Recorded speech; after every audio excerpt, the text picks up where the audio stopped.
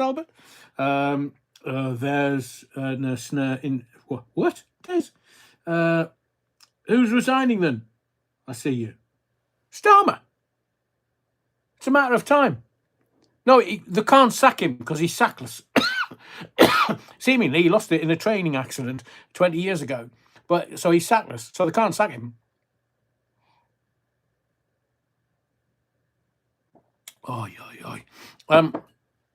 So I fully expect Sir Keir Starmer to resign very soon because it's all going to rat shit. The whole country, the whole everything, the Labour Party.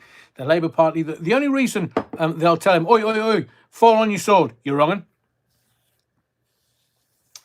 is because the Labour Party know they're never going to get re-elected in 2029 or 2027. Because I think the way things will go, Starmer's going to resign because the Donald is going to... Rev, you nearly ended up in a court of law there. Stand by, caller. Hang on. I was about to say something that would have really got me into trouble. I see you says, will he do it this year? Oh, yes. Can I just be really candid with you? I had this really weird dream last night, and I have plenty of them. Normally, it's me and Angelina Jolie, but and Megan Fox. Sometimes all of them. I'm not joking, honestly. My head, it needs medicating. So let me just do this. So I had this dream, and part of the dream was that kind of people shuffled off this mortal coil. And normally I'm about in my dreams, because I'm not septic at all, but in my dreams, they're normally between 12 and 18 months ahead. Charles the Weak, I wish him long life and good health. He won't make 27. And I had all the royal family there in this chapel. And, well, the Orange Man.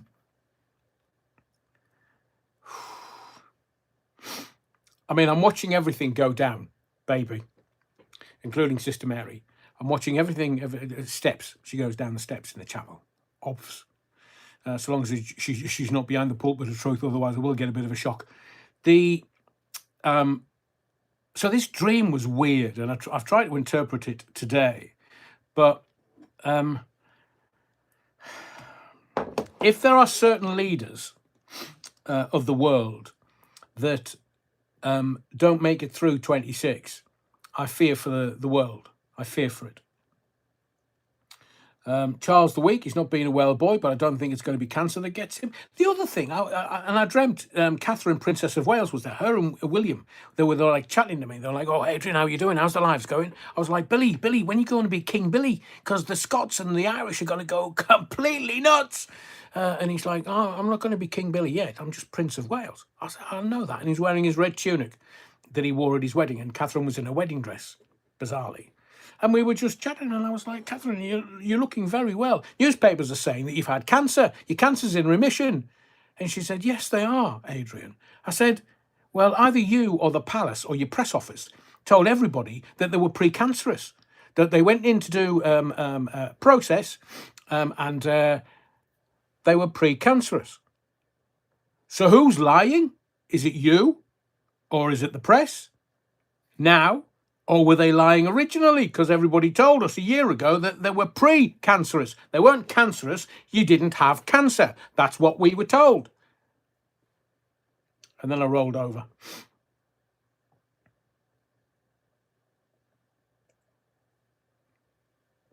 And I wish Donald the Trump, the Orange Man, I do wish him very good health and a very long life. Because if we haven't got the Donald, and I'm going to talk about him tonight, if we haven't got the Donald, I mean, the world is just going to go to rat shit. So I'm also going to give you a list of stuff for you to concentrate on. So let's kind of get into, that's what I was going to talk about. So before I get into sort of me groove, get into me floor, I'm just going to tell you this. seemingly there's going to be some kind of demonstration in Davos on the 17th of January, which I think is Thursday. Is it a Thursday? And I know that the last demonstration last year in Davos, somebody was throwing paint around at Amazon. Because most of the big companies and the big entities, BlackRock, State Street, Vanguard, JP Morgan, Amazon, Google, all the kind of behemoths, they all have a present there. And what they do, presents there, not Christmas, but presents as in being in the moment, in the place.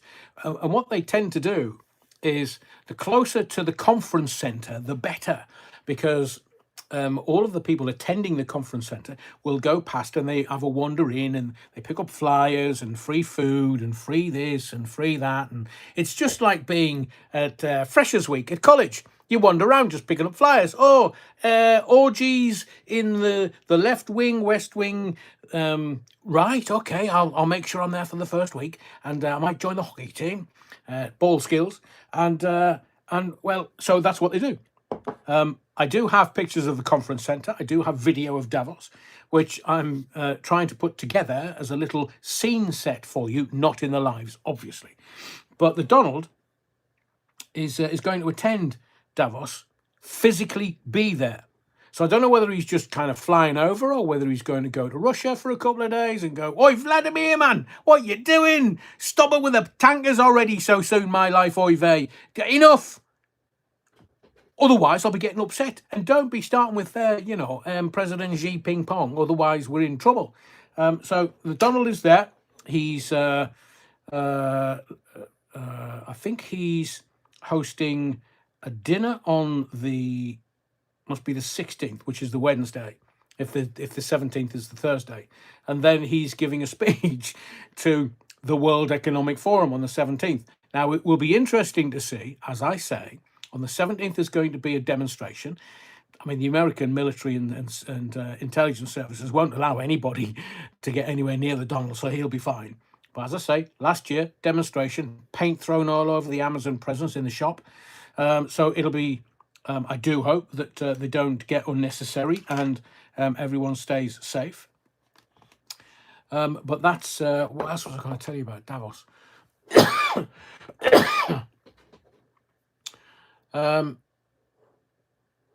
So just for reference, Davos is not that big, It's kind of, it's not even, it doesn't have that many people. It has a great hockey side. I've been to a hockey game in Davos. And I remember when I first started this channel, I was wearing me Davos hockey top, the Leeds United top. And somebody went, see people, he's controlled opposition. What the bloody hell? I went to a hockey match, man. Just happened to be in Davos, but it was a hockey match. And it was for my birthday, which is on the 27th of January, just in case you want to send me a card, you're wrong. And it makes me laugh. It was like the Reds under the bed in the 60s in America. So El Trumpo, he's going to be in Davos. And let me tell you, you fly into Frankfurt and then you get the train and you have to change once. You get the train from Zurich. Sorry, why did I say Frankfurt? Zurich. So you fly into Zurich and then you get the train up the mountain. Takes a few hours. Takes, I don't know, about 3 hours-ish. Have I got that wrong? Maybe. But it takes a while. And once you change halfway up the mountain, because there's one road in and the same road out. So when people are going there, all the people attending, it's just a nightmare. It's like gridlocked going in, and then when they all leave, it's kind of gridlock coming out because it's one road in, one road out. That's why they've chosen it, because it's very, very good for security. And let's face it, Switzerland, Knight Templar. Just look at the flag. Have a look next time. And what I was going to tell you something else about Davos. I can't remember. Anyway, I wanted to start tonight's live with something simple. Nothing's moved. Greenland is still where it's always been. Russia hasn't suddenly appeared on the map. And the weather, well, the weather has always been waiting for us to notice us. And it just varies from place to place. 5 inches in Northumbria, and then very little in the northeast-ish. And then you get into Yorkshire and it's like, oh, hello, winter. And yet, even though there is no rush and nothing has moved, suddenly everything feels urgent. We're told, look north, look east. We're told to be afraid, calmly, responsibly, of course, but afraid nonetheless. So before we talk about enemies or ICE or geopolitics, I want to ask a quieter question. Why now? Why at the beginning of 2026? Because I would suggest to you that fear has a timing problem. It doesn't arrive randomly. It doesn't arrive when it arrives when it's useful. But useful to who? So look at Greenland. Greenland didn't become important overnight. If you look at the stuff that's under the ground in Greenland, that might give you an insight. But like Russia didn't wake up this morning and decide to be threatening. And storms didn't suddenly learn how to knock out infrastructure we were told was resilient. Wrong type of snow on the train tracks. But I will tell you this, what has changed is confidence. When systems wobble, narratives harden. When trust thins, threats thicken. And when people at home start asking uncomfortable questions, attention is gently, politely redirected elsewhere. So if you're thinking I'm going to look over there, and then all of a sudden you're redirected over there because they don't want you to have a look over there, this is why stuff is promoted outwards. Look over there. No, look further away. No, look somewhere cold, distant, abstract.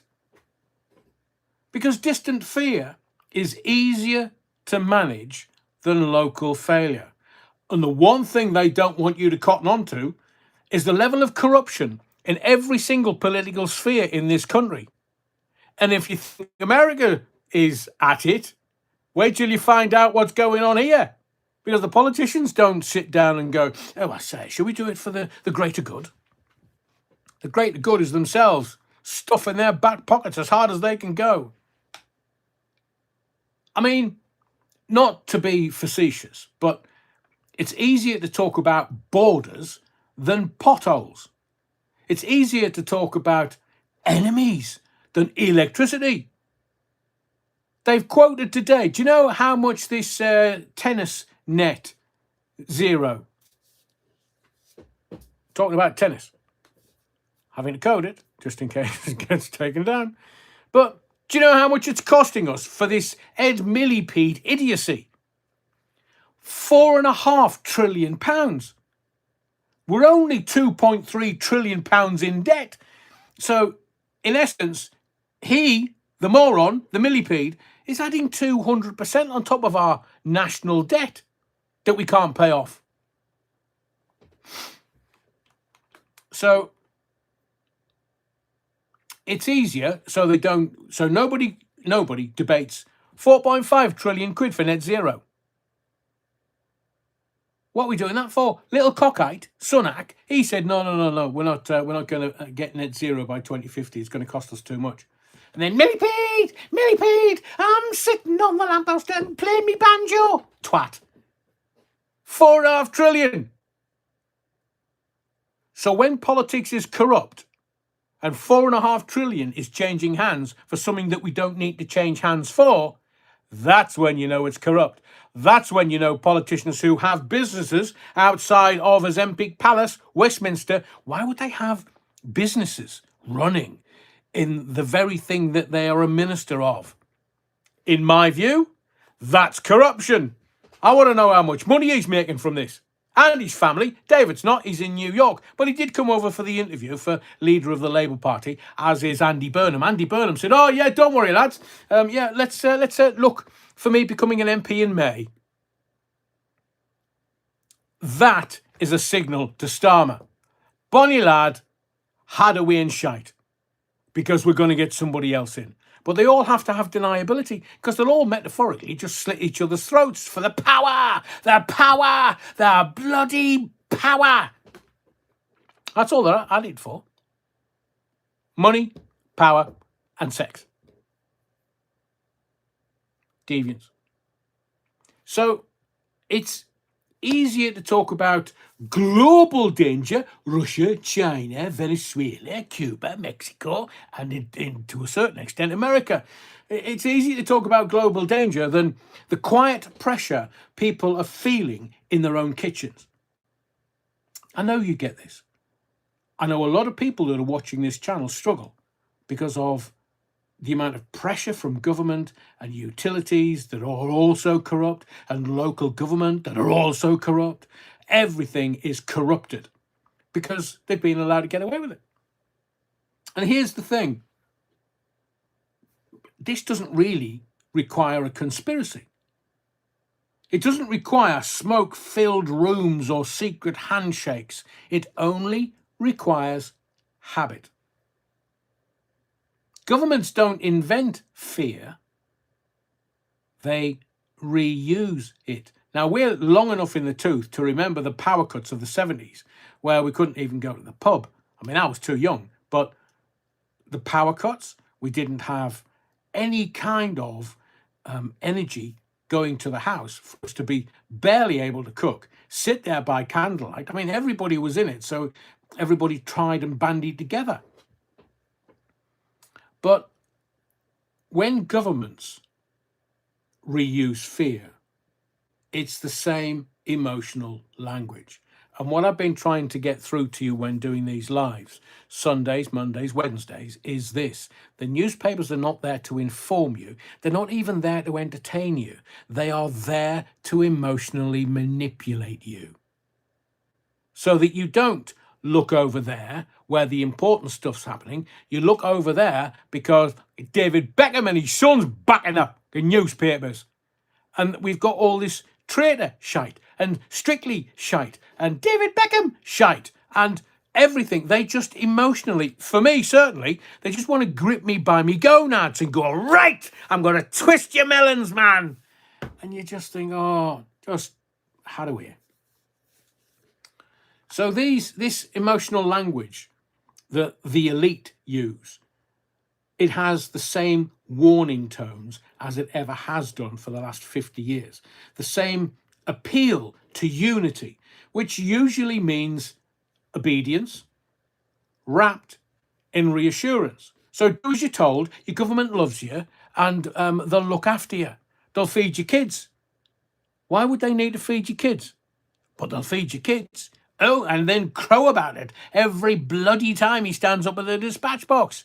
Oh, we're feeding children that are in poverty. And, well, it's all right, Kia, mate, because you've put boots on the ground in Ukraine. You and that cockeyed idiot in France who can't even speak in English properly. And by the way, every time we've had a little spat with the French, we've beat the shit out of them. You can go back as many 100 years as you wish. The French have got no fight in them apart from his missus. Have you seen her slap him on the plane? Oi, Emile, come here, you twat. That's what I think of you. Oh, darling, I quite enjoyed that. Do it again. My mate's Frank Buff. And I'm not saying that the threats that we read continually about aren't real. You see, that's the trick. Fear works best when it contains just enough truth to feel reasonable. So the best lies are those with a kernel of truth at the heart of it. But without truth or without context. Truth without context becomes a lever. And a lever applied at the right moment can move entire populations without anyone realizing they've been nudged, wink, wink, say no more. So tonight, I'm not asking you who you fear, because you shouldn't fear anyone. It's bollocks, it's bullshit. It's the brown stuff writ large in newspapers every single morning. Oh, I say! And what's this morning's? Hang on a second. I forgot the Super Soaraway. They've got this moron on the front. I mean, I know it's back to front. But, well, it's back to front when I'm watching it. Should we talk about her? Not yet. Because I gave you a hint at the beginning of the live, which I will get to in just a while. So instead of asking you who you fear, I'm asking who benefits from fear being the loudest voice in the room? Who benefits when we stop looking down at our roads, at our services, our lives, the cost of living crisis, and start looking out instead? Who benefits when anxiety becomes the background noise of modern citizenship? Because once you spot the pattern, it stops feeling chaotic. It starts feeling familiar.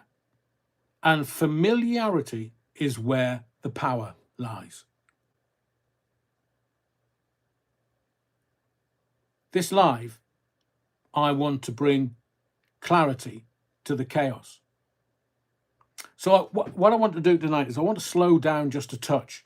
I want to separate real danger from useful danger.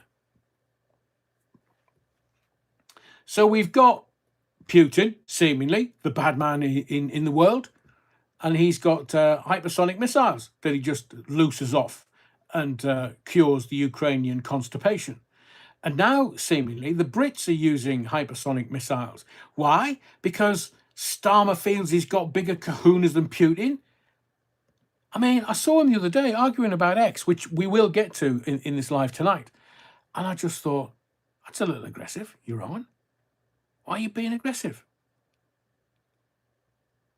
Because we all know that he's not. He's insignificant on the world stage.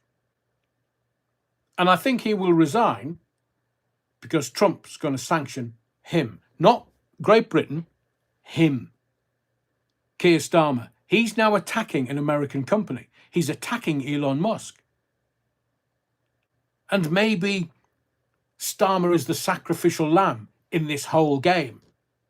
Because Ursula von der Leyen, bitch, she'll just sacrifice him. Oh, he's a nothing. He's a nothing. And then you've got Macron. I thought he was being sacked by the French people. I thought the French people were demonstrating to get rid of him because he's a shit prime minister or president or whatever they call it in France, because they've not got a decent battle or fight in them. Oh, the farmers can complain.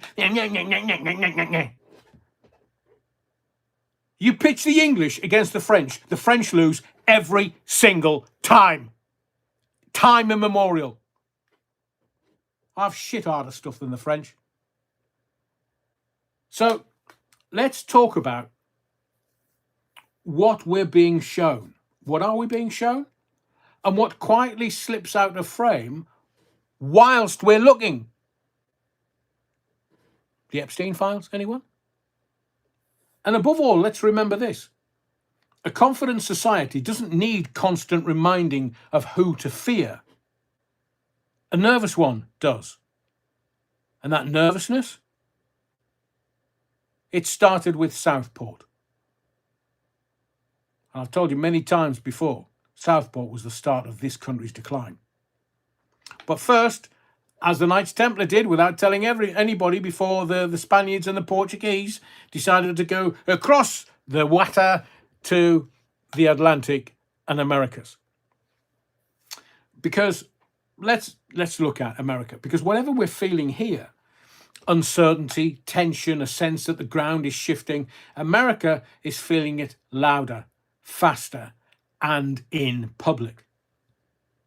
Again, I want to be careful with language. This is not about America collapsing, because it's not. Seemingly, I saw a piece of information yesterday which says because of Donald Trump's tariffs, America is just taking off, fantastically so for the American people.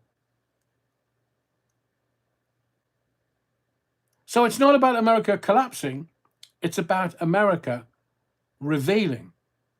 Because when pressure builds in the United States, it doesn't stay quiet, it spills. And over the last few days, the headlines look disconnected, but they're not. In Minnesota, a woman is shot dead by a federal immigration officer during an enforcement operation. Authorities say self-defense. Local officials and witnesses say the force used was unjustified. So then the video circulates. Protests erupt. It's America. It's got no backbone.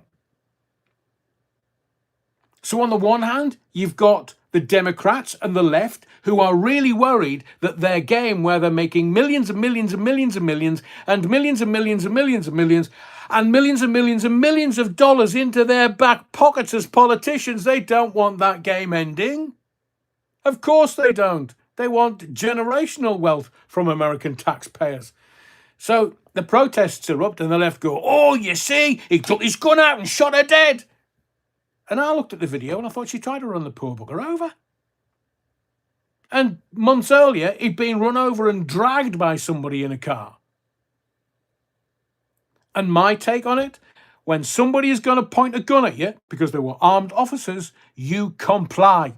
Doesn't matter. Oh, I'm going home. I'm not staying here. I'm going home. Am I turning left? Does it look like I'm going to run him over? From the camera angles I've seen, you bet you sweet baby. So, sorry, darling, if you decide that you're possibly going to run an officer with a gun in his hand over, well then, hell mend you. You can talk to St. Peter upstairs who's going to go, Paul, have a word with this one. I'm not handling this. Oh, no. She thinks she's going to get wings and a harp and a halo. No. Send her downstairs. She's one of these namby-pamby pinko liberals.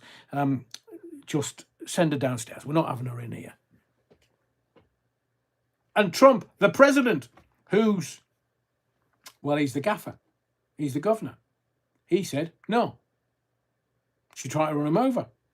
And all these online, it's clicks and likes and money, because, doing social media, seemingly you can make money out and out, a bit like being a merchant banker. They're all merchant bankers trying to make money out of social media. Some are very successful at it, some are not. Most are not. Most are shite.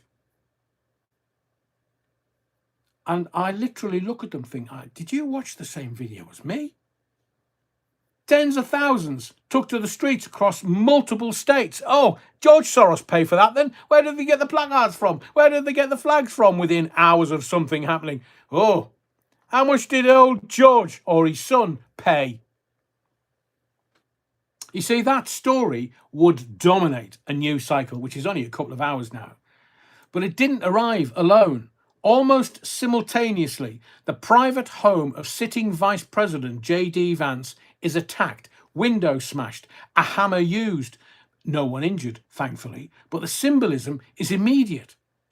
Federal power, public anger, personal space breached. Different acts, but the same emotional temperature. And this is where the American story becomes instructive.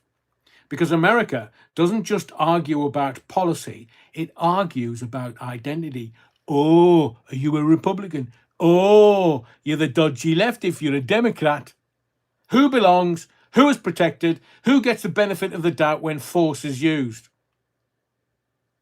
Immigration enforcement, ICE, sits right at the fault line of that particular argument. For some Americans, ICE represents order. For others, fear. And when those two meanings collide, you don't get debate. You get sparks. Not the pop duo, obviously. Now, layer onto that the political atmosphere, an election year hangover. The Orange Man's been in power almost a year. There's a divided public because the left want it divided because they don't want the Republicans to do anything that the Americans are going to benefit by. And then we have the president, Donald J. Trump, once again framing America as under siege, borders, crime, enemies within and without. But here's the key point. The key point, Freudian. You don't need to agree or disagree with Trump to see the pattern. When leadership language sharpens, public behavior follows. Words don't cause violence, but they shape the weather in which violence becomes more likely. And in America, right now, the weather is volatile. People aren't just angry, they're armed with narratives and guns, and narratives that say the system is against you. The state is either too strong or too weak, and justice depends on which side you're on. That's a dangerous cocktail in any country. In America, it's combustible. And here's the human question I want to leave hanging for a moment. When citizens no longer trust institutions and institutions no longer trust citizens, who fills the gap?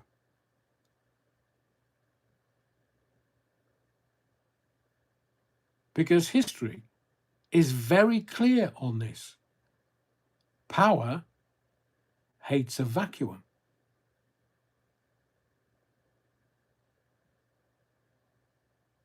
So when we look at America tonight, don't just watch the events, watch the mood. Watch how fear moves from policy to protest to personal spaces. And ask yourself this: is this what stability looks like?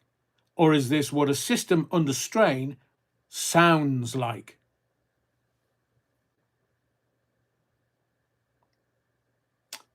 So let's look at what this tells us about where America might be heading next.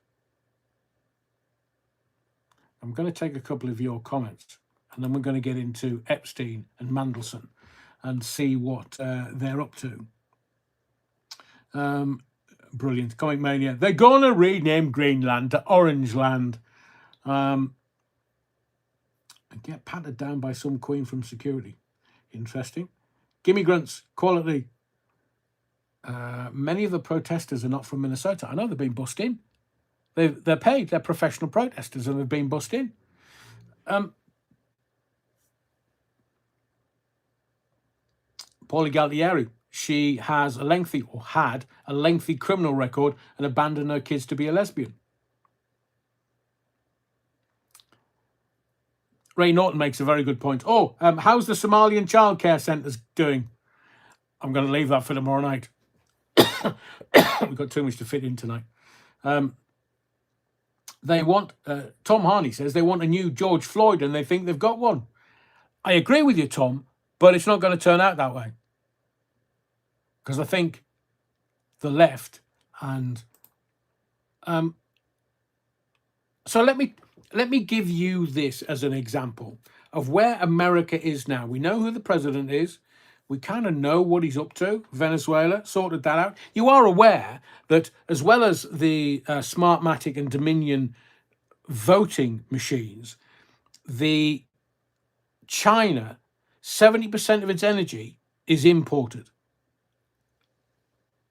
And the majority of that comes from the oil out of Venezuela.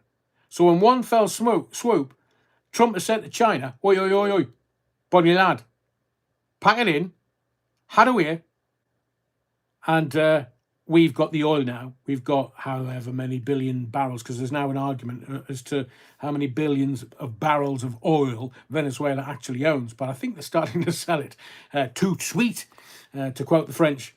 But I'll tell you this, where America is now, Epstein isn't dead. Trump is not on the Epstein list. Trump is not a paedophile. Rob Rayner was. Erica Kirk is a psyop. Charlie Kirk was not shot. Charlie Kirk is a military operation. Candace, that's in Candace Owen, is not crazy.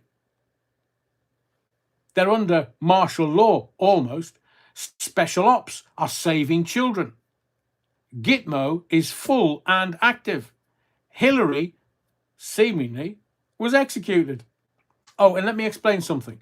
If you are looking for frazzle drip, as some people, it is real. It is very real. I've seen the video. I've got the stills. It's not called frazzle drip. It's called frazzled dot rip. So all these people that are, oh yeah, I've seen it. Oh yeah, yeah. And they're calling it frazzled rip. Oh, sorry, frazzle drip. It's not. It's frazzled dot rip. It's off somebody's laptop, and it was insurance against being killeried. Pizzagate is real. Hollywood is satanic. Rob Rayner was part of it. Zionists control the world. Certainly control America. Religion is a control structure by the Romans, the Roman Empire, and the kiddie fiddlers in Rome. Moon landing never happened. I haven't had any evidence to tell me that the moon landing happened with humans. Reptilians are real. I mean, you just have to look at Ed Miliband, for God's sake. School shootings are false flags. Crisis actors are real. January 6th was a lie, supported by the BBC. 9/11 was an inside job. Originally started as an insurance job, but just mushroomed. Antifa, MK Ultra, BLM doesn't care about blacks, but the people at the top do. They made a shit ton of money. DEI was intended to divide and the elite eat babies. That's where America is.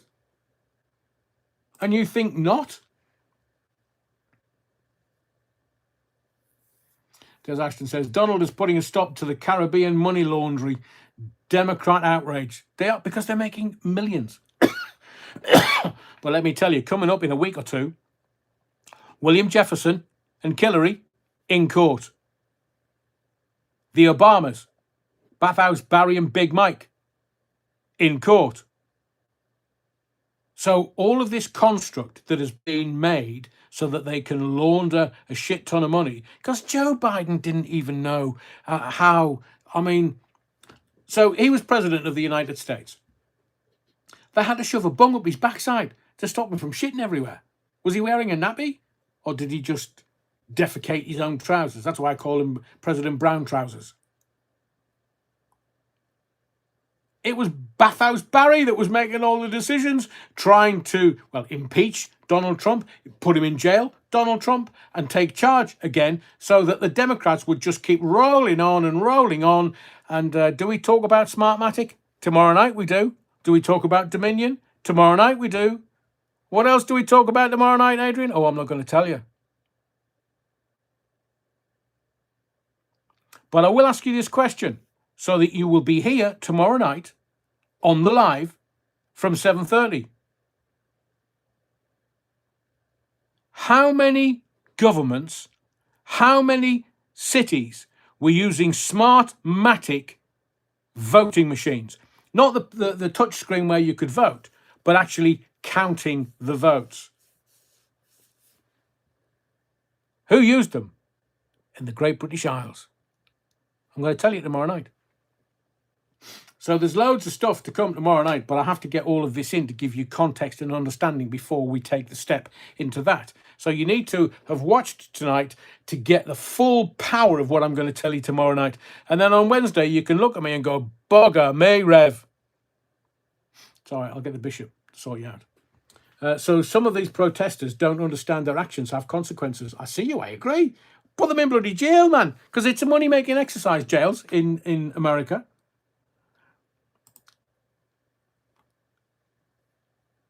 Soul Rebel, thank you. 20,000 Danish Vikings versus 1 million US men in tights.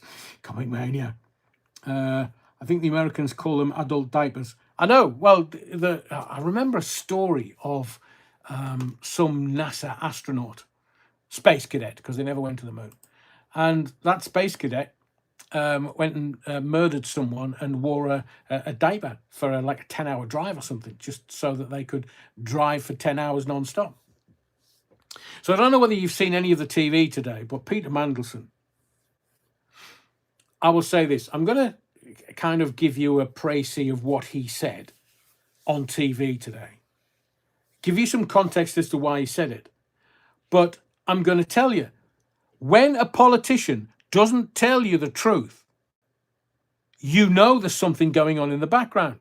So Peter Mandelson has done that thing that seasoned operators do when the room is on fire. He's walked in with a bucket and carefully poured it everywhere except on himself. So today, Mandelson apologized to the victims of Jeffrey Epstein, but stopped short of apologizing for his own relationship with Jeffrey Epstein. And that isn't a technicality, it's the entire story. Because in public life, there are two kinds of apologies. There's the apology that accepts responsibility, and then there's the apology that accepts tragedy. This one, out of Mandy's mouth, accepts tragedy. And Mandelson's line is essentially, I didn't know, I was misled, I believed the narrative, I was loyal in the wrong direction. I'll say that to you again. I am paraphrasing, but I'm not far away from the narrative and the points he was trying to make. I didn't know, I was misled, I believed the narrative, I was loyal in the wrong direction. And Mandy Mandelson has also suggested that being a gay man may have meant Epstein kept that side of his life away from him. Now, can that be true? Possibly. But here's the issue. The emails that came out didn't portray a casual acquaintance who got fooled. They portrayed closeness, language like best pal, advice, a warmth that doesn't fit the I was merely on the edge of his life positioning.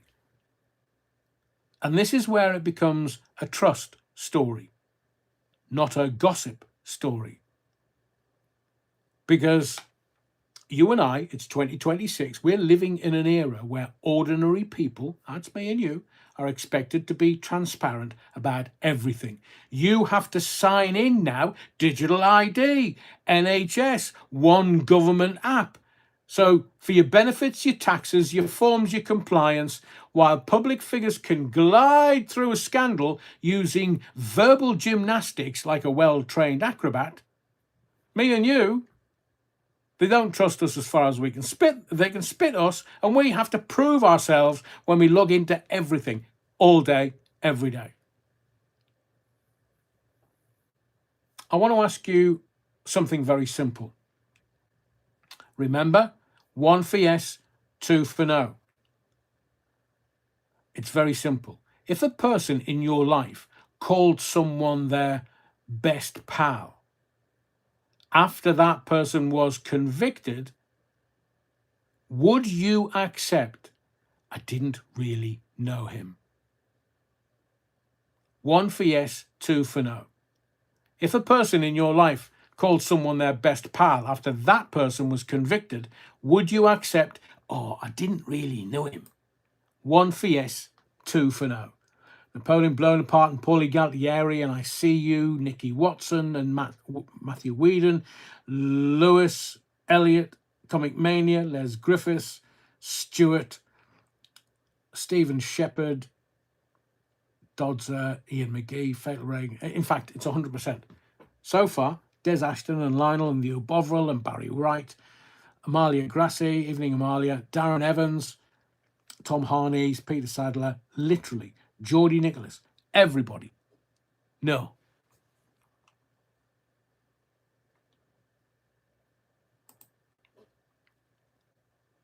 So if the answer is no, and it was 100%, apart from one who said, I don't know, fuck's sake, then why do we accept it from those in power? So this isn't punishment for the sake of punishment. It's about a basic rule for modern democracy. Trust is now, in 2026, a currency. And once you devalue it, everything gets more expensive. Public services, social cohesion, consent, belief. So Mandelson can say it's regret, not complicity. Fine. That's for investigations and history. But the public question tonight is this. 1 for yes, 2 for no. Was it ignorance? 1 for yes. Or was it the old elite habit of believing the rules are for other people? So was it ignorance? Or was it the old elite habit of, the rules are for other people?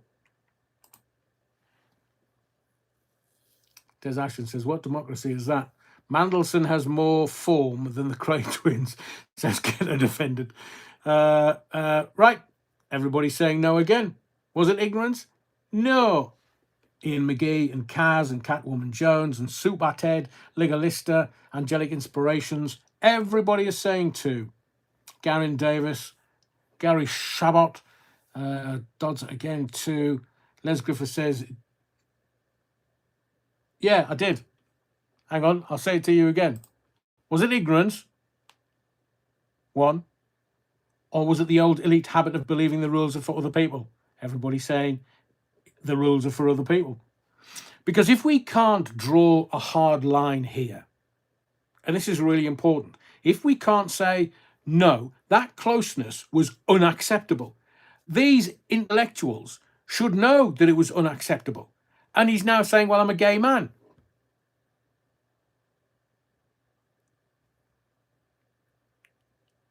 I would suggest that we're teaching every institution that the optics matter more than the truth.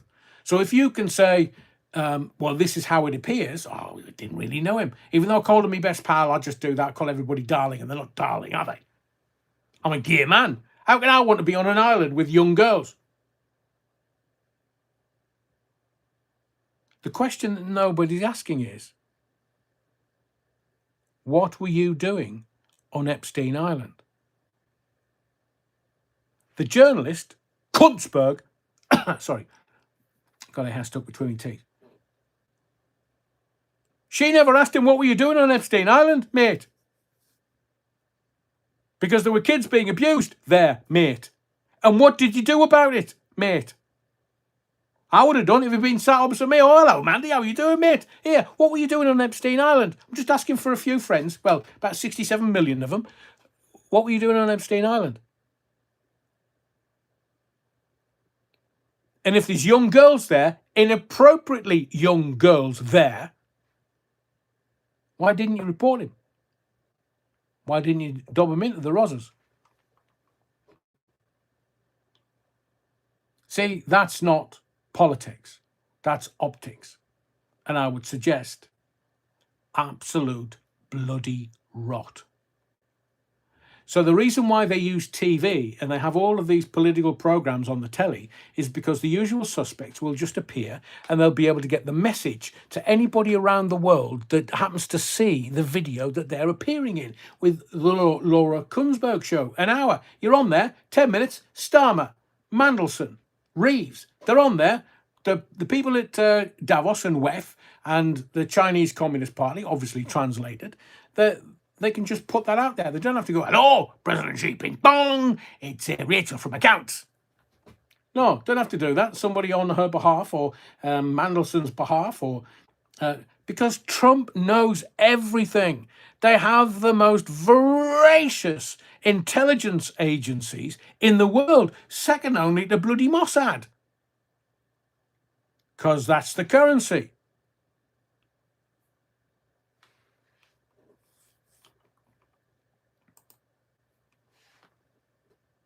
£500 fine, but managed to leave the court without anyone recognising him, thanks to using his middle name. Who was that? Blair or Mandelson?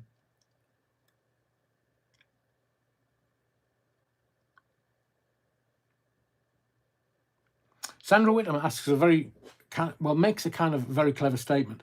Never understood why Fergie stayed with him after it came out. because it's acceptable behaviour in certain quarters. And they didn't see anything wrong with that. I was just being a mate. I mean, remember the Newsnight interview? He just said, it was an average shooting party.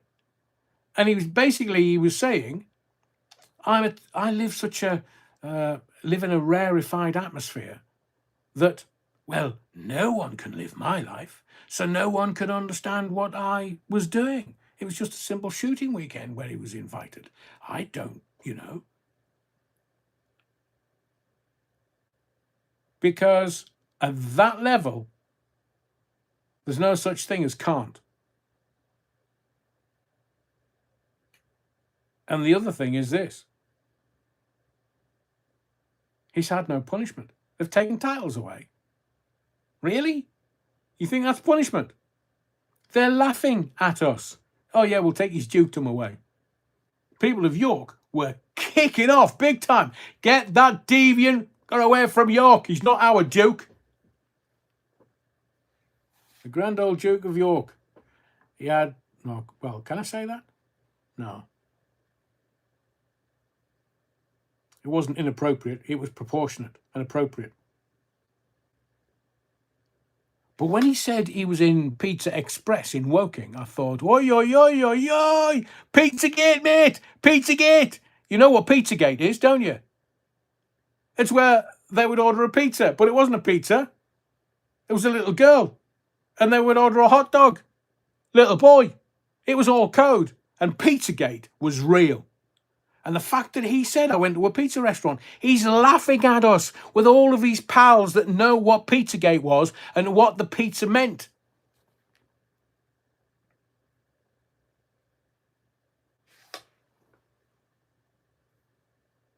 Des Ashton says, all elites are so deep in this cesspit, there's no getting out. Enver. You're sharp tonight, Enver. I can't is what a posh person calls us. It's called comedy. Yeah, gives a lap dance, daft lad. Perhaps it's Laura Karnsberg.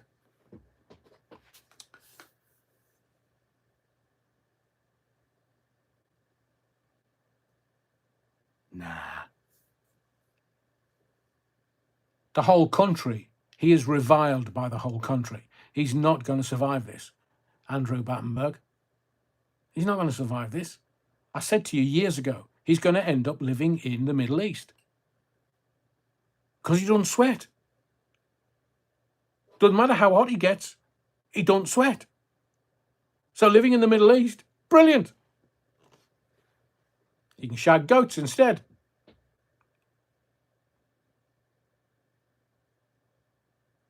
Locals would have been talking about a royal in the local pizza place for months. They said no. I know, Les.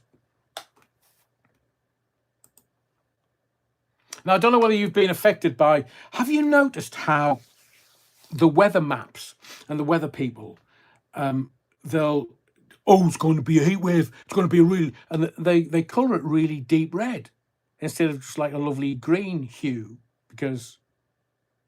Green hue? Huey green? Because this country is... It gets kind of warm-ish, unbearably so, for about a fortnight. And then we bloody freeze our bits off in January. I mean, I'm wearing 10 layers under this. Look, I'm a northerner. I'm losing my reputation in an instant. I mean, imagine me going back home to Sunderland saying, I've got to wear 3 or 4 layers. I'm cold. Thought you lived in Yorkshire. I do. Is it not cold down there? Well, you don't see many people going, bloody hell. Adrian, man. Are you cold? Yeah. How come you're from Sunderland? Well, I've got 2 T-shirts on and 4 jumpers and 3 scarves and a pair of gloves.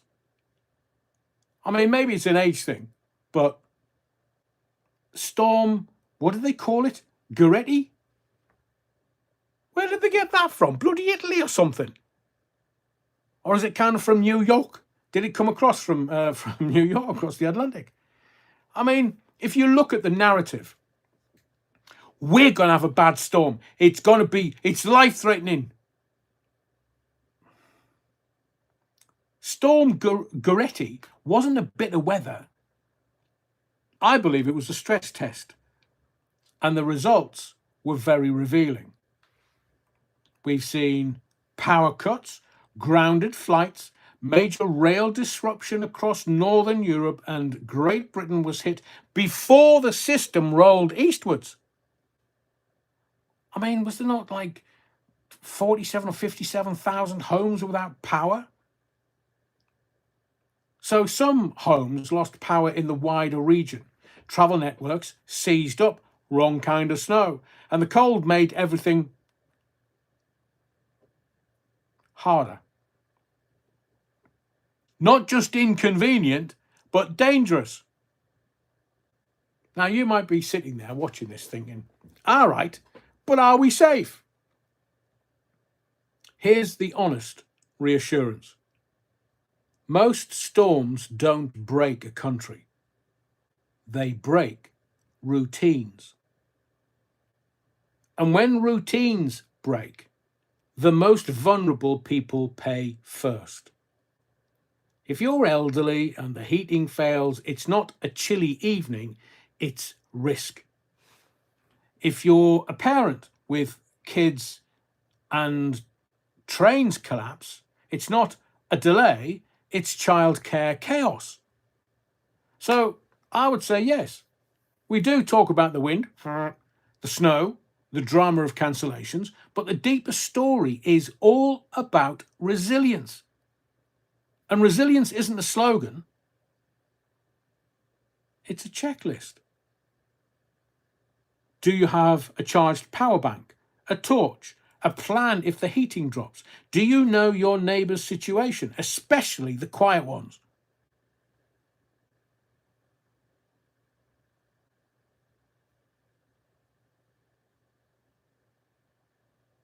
You might point your finger at this screen and say, you paranoid, Adrian? You see, the list that I've just given you, have you charged a power bank, a torch, a plan if the heating drops? And do you know your neighbour's situation, especially the quiet ones, the ones that don't want to trouble you, the ones that are, I'm fine. And you can hear their bones rattling while they say it. That's not paranoia. Do you want to know what that is? Do you really need me to tell you? It's called community. And here's what I want to say to you plainly. Storms get these fancy names. We get idiots pointing to weather charts saying we're all going to die. Storms are now part of the rhythm. They're not the exception.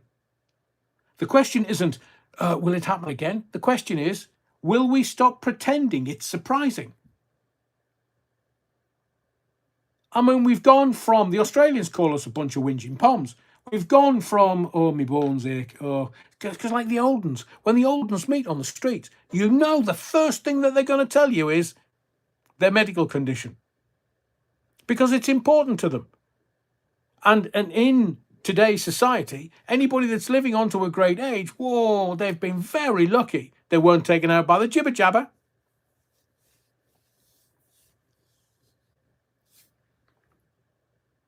Look, if you've got a quiet neighbour, it doesn't take anything. Knock on the door. Yeah, all right. I bought a flask of coffee, tea, and something warm.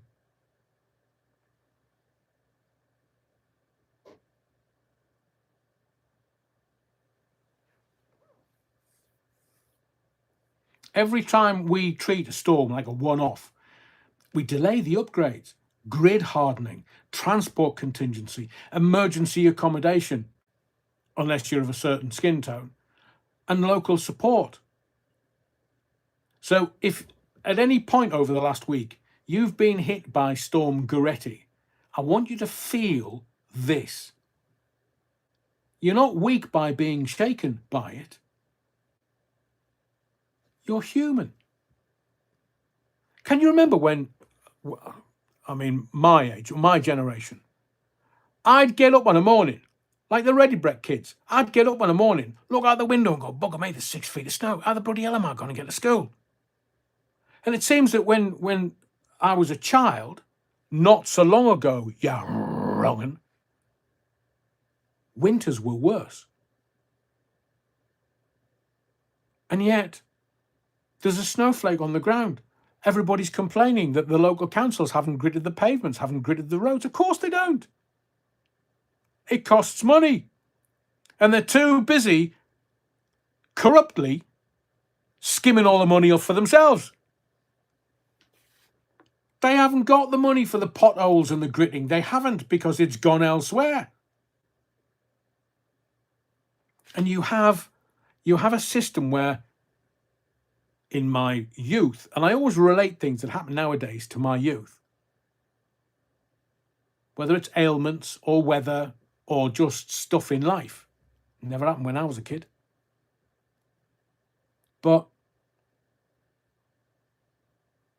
And I know you're probably thinking, oh, come on, Adrian, you're turning into a bloody tree-hugging hippie man.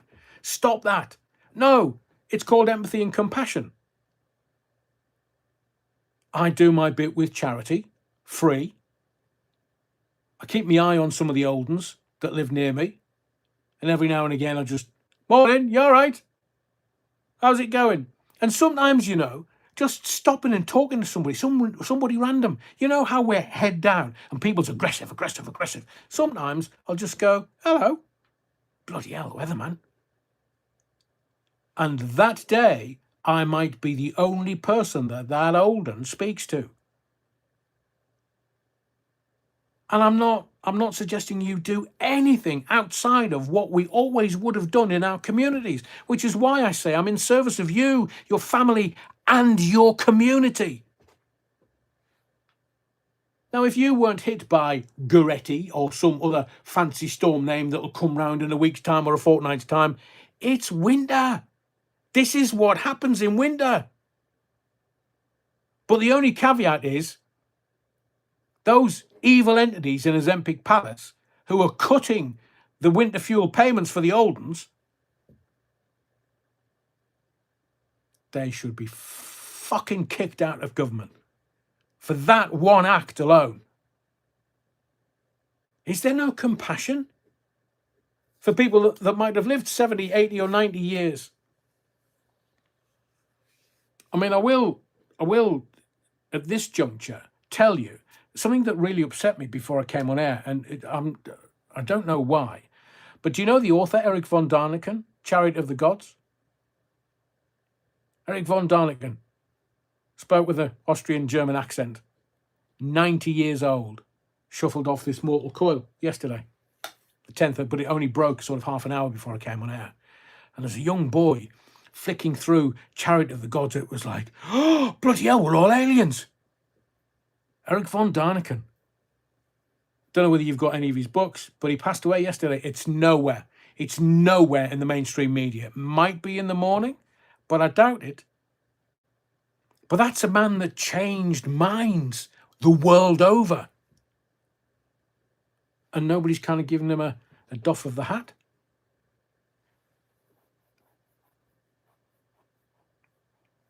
Look, in the end, storms don't just reveal what the wind can do, what the rain can do, what the snow can do.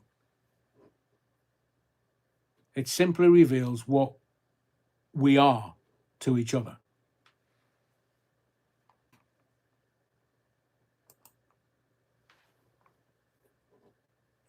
Amalia says, no, there isn't any compassion for anyone vulnerable. I know whether it's the disabled or whether it's a tough time. And also emotionally, if they're on their own over Christmas. Christmas is for the kids, New Year's for the adults, in my view. But nobody ever, and as we get older, it is something that we need to be more aware of, compassionate of, have empathy for. Tom Harneys, I am the quiet neighbour. Tom, if you were my neighbour, you'd be getting a knock on the door. Oi, oi, oi, Tom, you fancy a brew? I'm sure your house is warm, but if it's not, come on. We'll come over mine. We'll sit down and have a brew. And if you're lucky, if I've got a few bob in my back pocket, I'll take you to the pub. You're wronging. Because as I say, Christmas emotionally is a really tough time. It's tough because you're having to deal with people that you wouldn't ordinarily deal with for the previous 12 months. And then you have that wistful remembrance and reflection. And maybe someone that's no longer around. Christmas is not easy. And then we get into this shit. And you know, when I start swearing, when me Tourette's kick in, that it's something that is important. It's not that, the politicians, they can all go and hang themselves, metaphorically.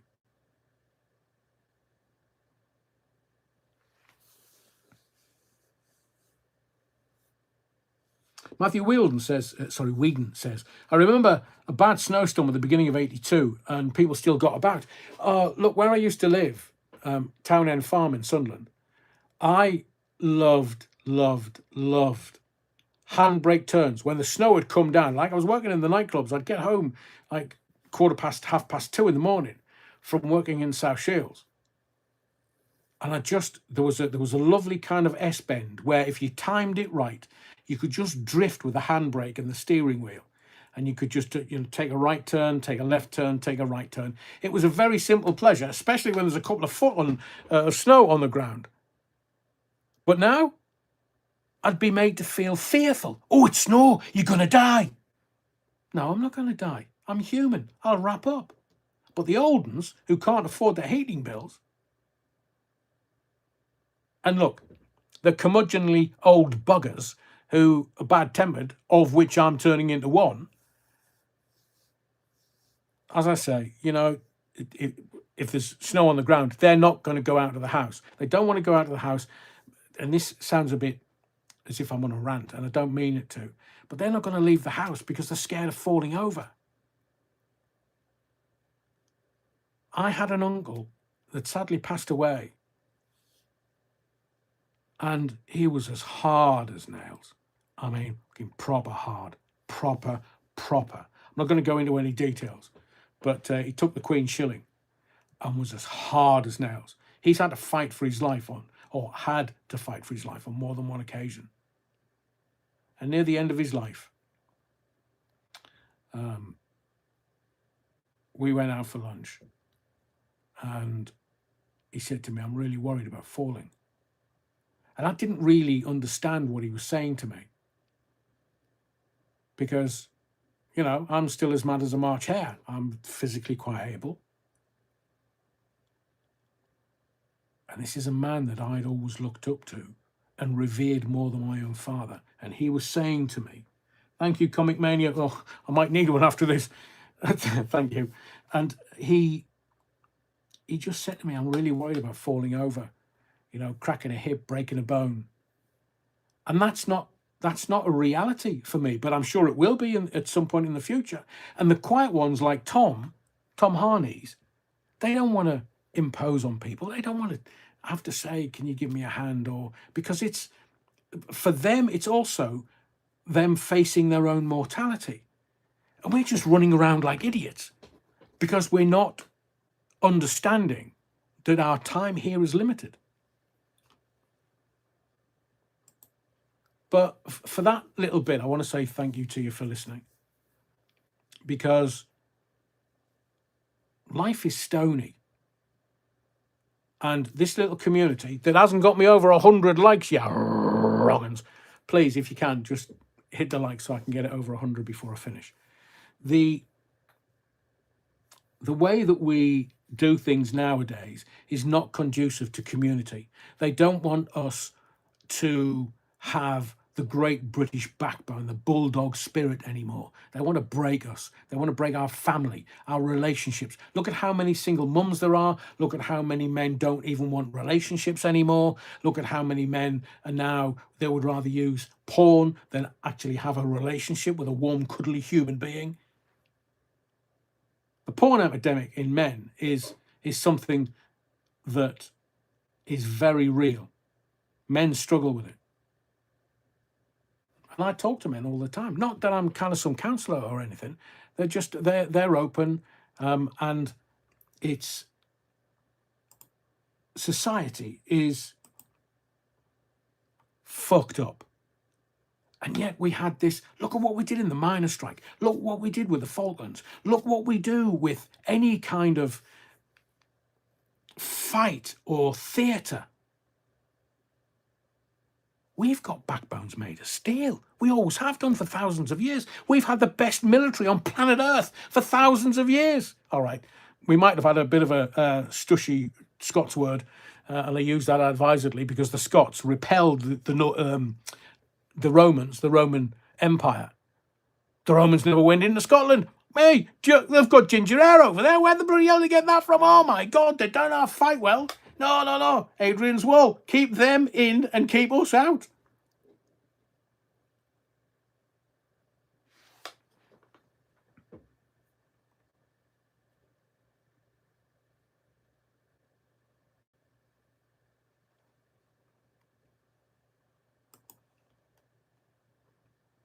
I've been saying to you, and you know, I do hope that this is coming across now.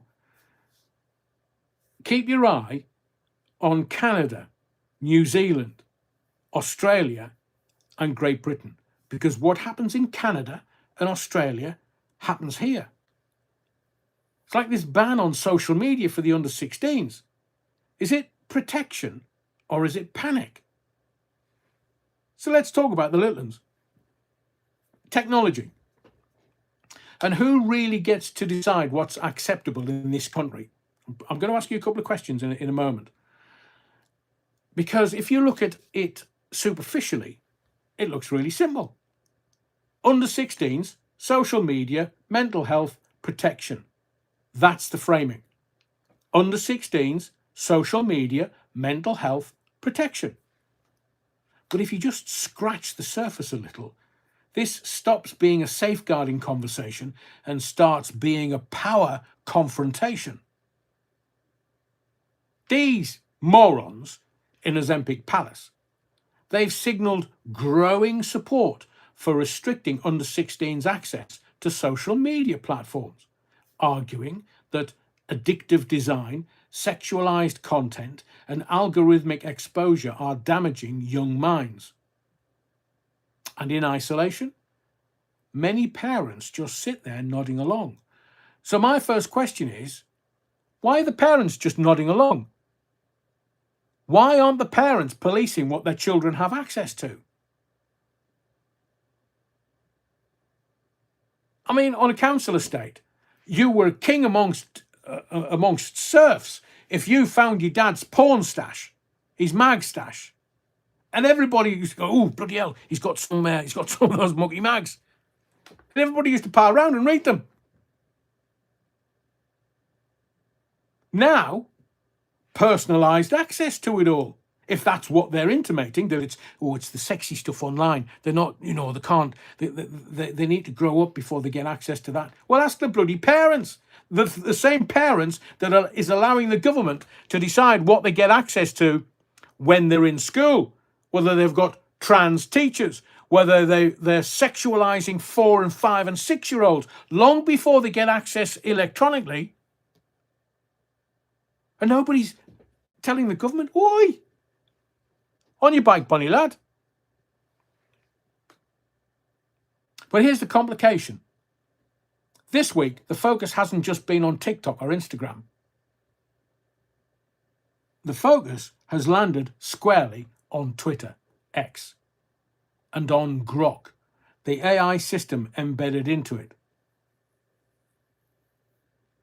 Concerns now have been raised about AI-generated content, including the sexualization of images. The speed at which material can now be created, and what the politicians are saying is that some people are taking pictures of young children, then making them naked and putting the face of the young child on that body.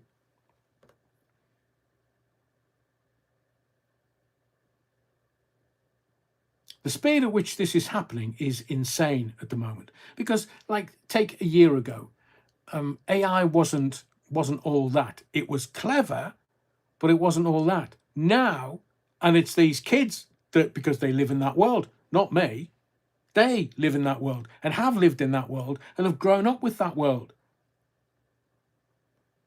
There's little friction now that exists between curiosity and exposure, a matter of seconds. And here we go. Queer as folk Starmer. He steps into the frame this week, a bit angry. I mean, I've never seen him that angry. Has he had the conversation with his son and found out when his son had access to porn? Starmer's been clear. Platforms have responsibilities. He can't make it any clearer than that. Platforms have responsibilities. If companies cannot demonstrate that they are protecting children, then regulation or restriction is not just justified, it's necessary. So here's how this is going to play out. They flip-flop and backtrack and U-turn on virtually everything. I mean, literally everything, except the waspy women. So they're saying, no, it's unacceptable. And Trump and his administration have come out and gone, what? So you're against an American company, X, Elon Musk. You people in Europe are nuts. I mean, I'm paraphrasing here. You people in Europe are nuts. You people in Europe don't know what you're doing. You don't understand what you're doing to an American company. So what's going to happen? Mark my words. Trump is going to start attacking Starmer, because it's Starmer that's put his head above the parapet and has had a go at X and Elon. And they're saying, well, the people that don't pay for X won't get that facility. But those that do, well, then they will get that facility. But Starmer is playing into Ursula von der Leyen's pocket by her saying 7 kids. Look, mate, she didn't even have a telly, that woman. 7 kids. She's been permanently pregnant for a decade.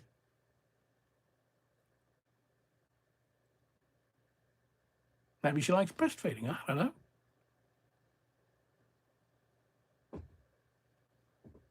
So she's like, oh, we're doing this and we're doing this in a faux Austrian accent. Klaus Schwab's love child. Oh, you know Klaus Schwab's a Rothschild, don't you? Yeah, I'm going to talk about that tomorrow night. He's a fucking Rothschild. Well, who would have expected that? So there isn't a formal ban with X. That's not being enacted. But it does mean that the temperature has risen. And in that heat walks Elon Musk. Musk's response has been blunt as ever. He frames this not as child protection, but as state overreach. Not safeguarding, but censorship by another name. And he warns that once governments decide what speech is permissible on privately owned platforms, freedom itself becomes conditional. So here we are. On the one side, parents frightened by what their children might see, but parents have responsibility. Look, you were there at the conception. You're going to have to be there for the next 18 years to make sure that they live safely. Don't give them access to real nasty stuff. And I'm not just talking about, look, I talked about frazzled rip earlier. Not frazzled drip, frazzled rip earlier. I think the internet now has been sanitized of it. But I've got some of the stills. A bit like some of the stills of Diana in the car after the crash, where she was still alive. Oh, popular narrative. No, she died. No, she didn't. I've got the pictures. So parents, on the one hand, are frightened. They don't know what to do. Well, you know, you propelled that little thing from between your knees And, the old boy was standing there going, there, darling, darling, push, push. I've got I've got to be in the pub for darts. And politicians are scared shitless because they're under pressure to do something. So it is a genuine anxiety about tech moving faster than safeguards. But on the other hand, we've got a platform owner arguing that free expression includes discomfort. I mean, I don't know whether you've seen, have you seen, it's called Mr. Mercedes. I think it's on Netflix. Mr. Mercedes. It's written by Stephen King, who's an old boy now. I mean, he's been around. And what Stephen King likes to do, he likes to hold a mirror up to America, even if it's uncomfortable. And this Mr. Mercedes, I mean, I don't know how he's gone away with it. But there's an actress in Mr. Mercedes called Kelly Lynch. And very, very pretty lady back in the 80s. But what an actress. I mean, it's got Brendan Gleeson, it's got Kelly Lynch, and the acting is off the charts. But there's some very, very, I'm only halfway through series 1, but it's very uncomfortable. Some of it is, I mean, incest. And I looked at it thinking, how the bloody hell are they getting away with that? Now, I'm a grown-ass man. 18 was a few decades ago. But I look at this and I go, okay, well, it's part of the story. But that's also accessible by children under 18s, even though it carries an 18 on Netflix. So even on their personal phones and their iPads and their desktops, they can get access to stuff. They can also see it on Netflix. By the way, Stephen King's writing is insane. It's wonderful.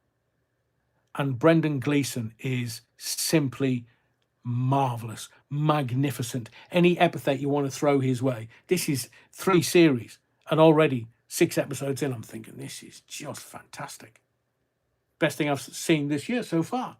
But if you've got a platform owner arguing that free expression includes discomfort, and that was the point I was trying to make with Mr. Mercedes, a belief that sanitizing the internet doesn't make children safer, it just makes them less prepared. And let me tell you something else. What Sir Keir Starmer and his government need to do is they need to persecute the paedophiles. They have to sanitize the internet for the very thing that these filth get their rocks off to. Protect our children, but prosecute their fucking rape gangs and the paedophiles. And let them know if there's stuff on the net, like there's a very famous rock star, Pete Townsend. Don't know who you're talking about. Pete Townsend was caught in a net by American intelligence agencies, paying for very serious child pornography images. And he told them, oh, yeah, well, I'm doing a biography about my childhood and I just needed to, see stuff. And yes, he used his credit card on this website to buy these images. And what happened? Nothing. Nix nada. Nout. Did he release his biography? No. He's had plenty of time to write it. Get a ghostwriter, Pete, mate. But this is fact. And it was reported in the mainstream media. Pete Townsend of The Who. I won't listen to any of their shit again. Because you don't go looking for the worst kind of images on the net, paying for them, and then say, oh, it's for me biography. An old colleague of mine, a guy called Tom Davis from the Northeast, late night phone-in host, he was up at Newcastle Crown Court. And he had, I think his machine went a bit haywire, so he took it in, got it repaired, and it was reported. He had paedophilic images on his computer. And he told the judge, oh, it's for a documentary I'm making. So the judge says, right on, give us some proof that you're making a documentary. Who's the production company? How far along are you? Do you have scripting and or directors attached? Do you, And provide anything. So he was told, come back in a week, get your affairs in order, you're going to go to jail. And he killed himself. Suicide. It's out there. But as I used the Mr. Mercedes example, they've got access to this any which way. It's not necessarily about X or Grok, if you want.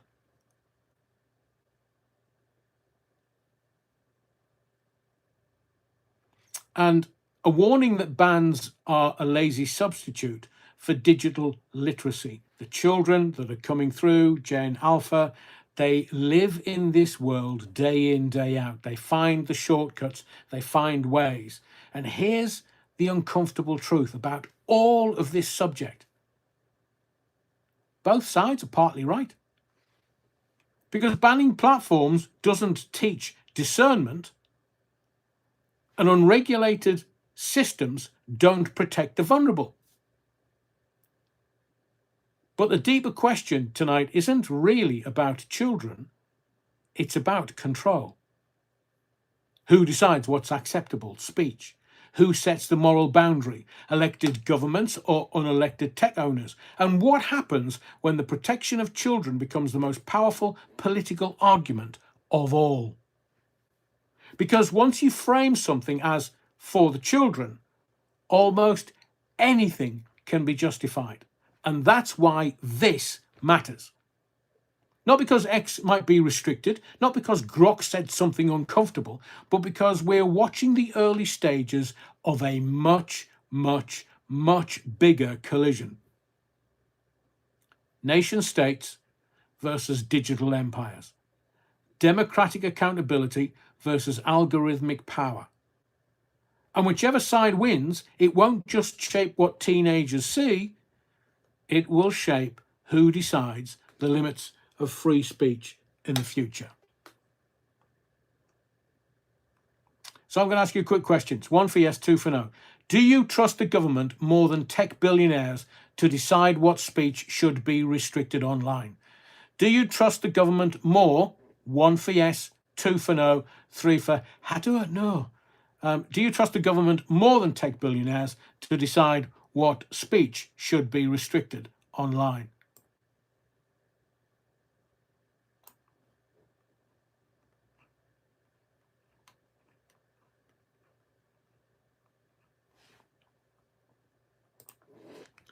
Oh, pressed the wrong button. Come on. So, Comic Mania and Stewart and Keith James, Matthew Whedon, That Hurt, Ray Norton, Tom Harney's, Dolby, Albert Medcalf, Ian McGee, all saying no, no, no, no. In fact, the audience don't trust either, says Enver. Good point.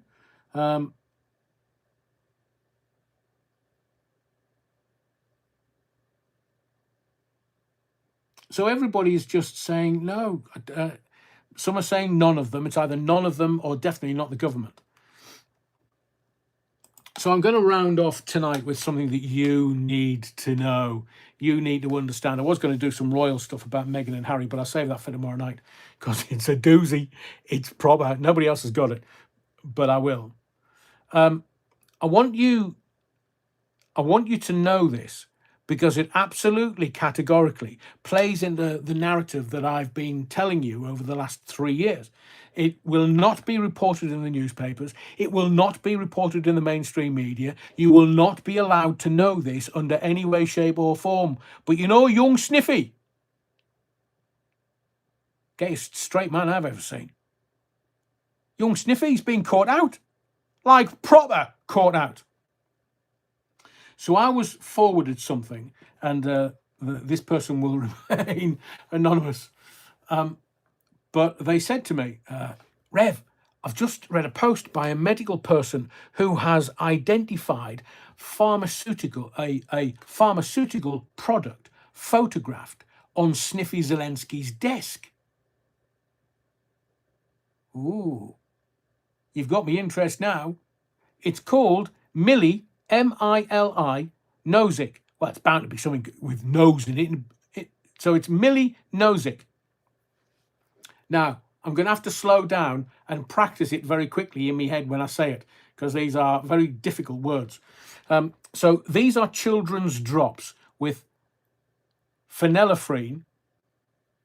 Sounds like an old girlfriend. Phenylephrine, a sympathomimetic amniphylline type substance. Try Googling it rather than saying it.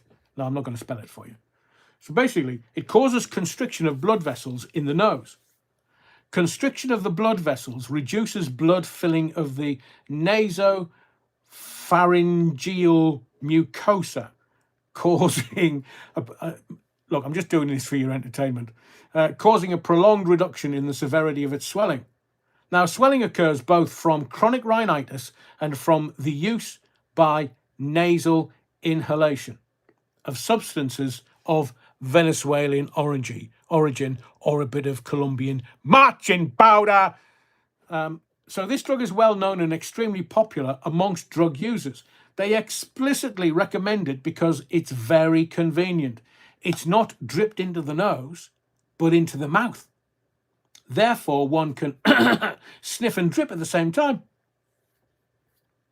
What we're seeing from Western countries are drug users, traders, fraudsters, paedophiles and paedivores, Google it, holding high office. They are now on the back foot, fighting for their very political lives. Sniffy, they're a bit like the train journey with Macron and Wirtz and Starmer being very lively and bags of shit on the table. They don't care anymore. They don't care whether they get caught, because nothing will happen. There is nothing that they will try and do in order to hold on to power and avoid justice for their evil. So we know how this movie ends. What we don't know is how many of us will be around to see the curtain descend. So Sniffy's being caught out. Mili, M-I-L-I, Nozick, N-O-S-I-K. You can do your own research. But Sniffy by name, Sniffy by nature.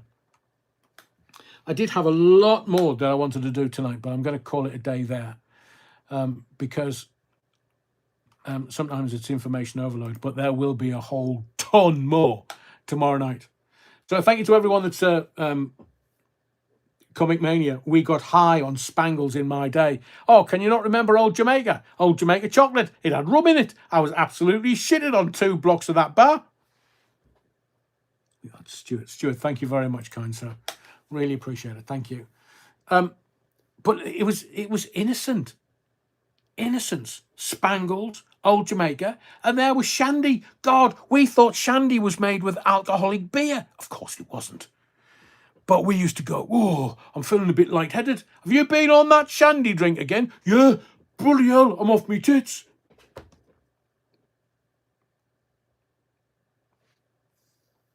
Stephen Hall says, thank you, Adrian. Really appreciate it. Deck Shandy Comic Mania. That was it.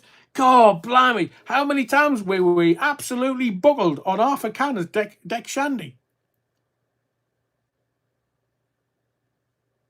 Not that this is a nostalgia channel at all, but we have to keep an eye on this stuff. Now, tomorrow night, I'm going to bring you, I was going to do it tonight, but it's like the speed of the news cycle. I'm going to tell you that the New World Order is in place. I'm going to give you the proof tomorrow night. The New World Order. We've been talking about it for 30 years. Well, I have.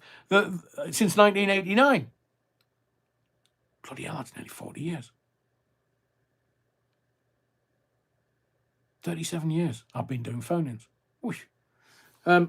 Shandy Bass was revolting. Sandra James, speak for yourself. I was getting drunk on that. Battenberg forever, says the U Bovril. So I'm going to talk about Trump, the New World Order, and proof. I actually might talk about David Icke tomorrow night. Somebody sent me something or put a comment on one of the videos of a video from David Icke, and I watched it. Interesting, very interesting. I'll give you my take on it tomorrow night. If not tomorrow night, Wednesday night, because there's loads to do. There's still I just want to keep it entertaining as I possibly can, rather than heavy. But thank you for being here this evening. Thank you for your likes. Oh, we're over 100. Thank you very much. Thank you for your likes, your subscriptions, but most of all, your indulgence. Theatre of the Mind, clarity in the chaos. I'll bring it to you every single live and all the other videos that I'm going to do. Wherever you go, whatever you do, be safe in this weather. Please, if you have any compassion about you, or just check on the old ones, especially the quiet ones. Just until we get through this cold spell. And if they need a warm cup of coffee or something, you know, put the kettle putting on, or maybe a flask of warm stuff that they can give a cuddle to, then as best you can. And remember, look, you don't have to make a fuss about it. Emergency Battenberg. Take some next door. I've got a slice of Battenberg. You fancy some? You'll never get a no. So enjoy the Battenberg. My name's Adrian Allen. This is the Theatre of the Mind Live 280. It's not a show. It's a mission. And the mission continues tomorrow night, Monday night, 7:30. See you then.